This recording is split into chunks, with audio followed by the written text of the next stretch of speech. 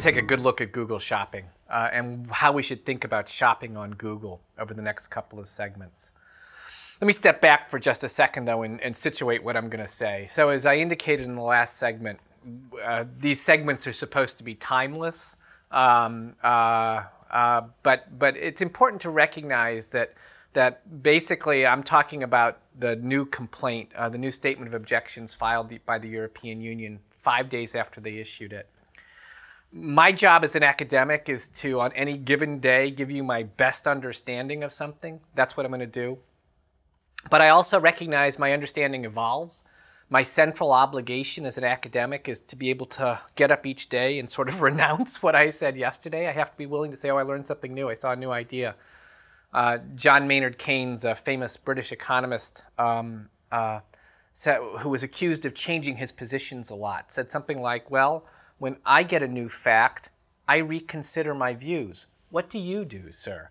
That seems about right.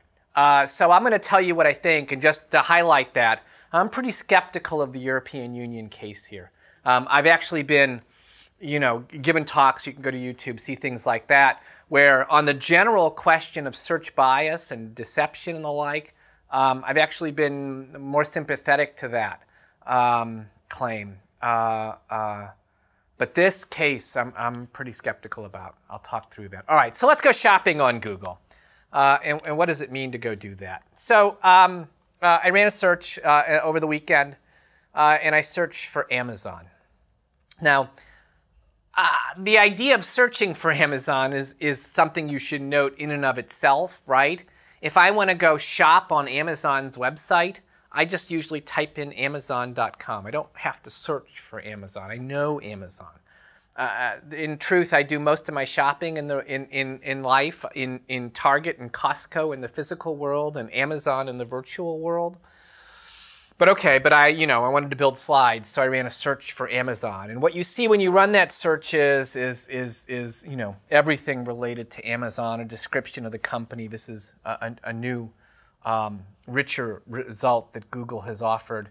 I want to drill down, though, on this, because I think this turns out to be interesting and worth noting. So the top two results, make sure you see this. This is sort of stunning in some sense. Google's thought about it for a third of a second and said, oh, here's 1.3 billion results you might be interested in. Remember the original Google homepage in 1998, that simple page, which is still what you basically see. The back end to that's really remarkable. 1.3 billion results in a third of a second. Okay, that's in some sense stunning. But here's what I really want to emphasize here, is that the top two results are first, the very top, a link to Amazon, an ad link, right? So an ad that if I click on that, Jeff Bezos, I think that's how we say that, the CEO of Amazon, the founder of Amazon, will have to write a check to Google. So that's the top chunk of the page. And then the organic link to Amazon with all sorts of, as it were, direct locations you can go to. What I want to make sure you stop and focus on is sort of an interesting paradox, which is two links here. This link is free to Amazon. I click on that, Amazon doesn't pay a dime.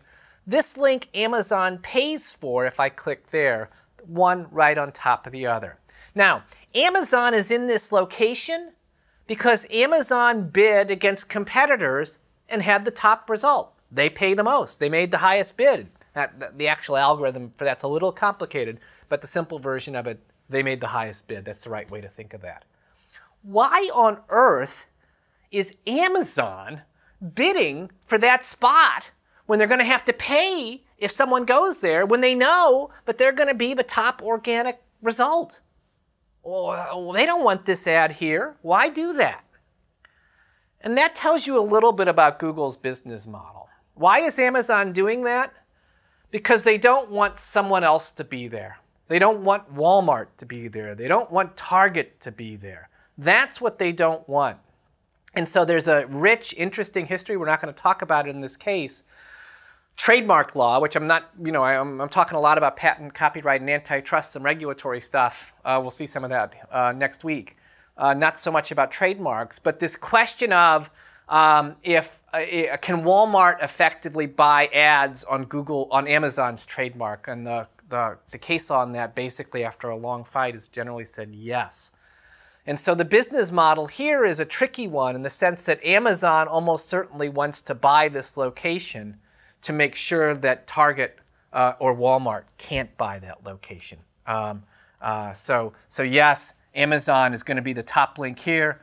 They don't want someone else to be the top link there. All right, make sure you saw that. But in any event, Amazon is a behemoth in online shopping, and we'll see that in some detail in just a second. All right, let me get rid of that. I ran a second search. I ran a second search on an outfit called NextTag. Honestly, I don't know who they are, but they're prominent in this fight, hence the search.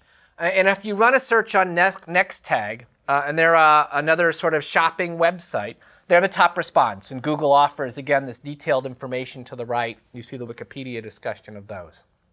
So if you search for NextTag on Google, you get it. And there is no top ad here. That's actually sort of interesting, right? Notice what's missing as well. If I run a search for comparison shopping, I get all blue links. I don't get any Google product at the top. I get no ads whatsoever. So really an old-style, traditional 10 blue links response.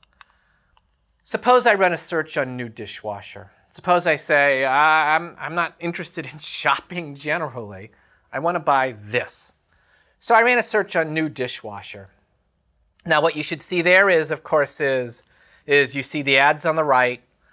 You see the Google shopping result at the top, and then you see a series of traditional blue links. A bunch of those, the 10 blue links. That is what we need to understand. We need to understand how this shopping product works and what to make of that. So it's not about whether when you search on Amazon, you'll find Amazon. You will.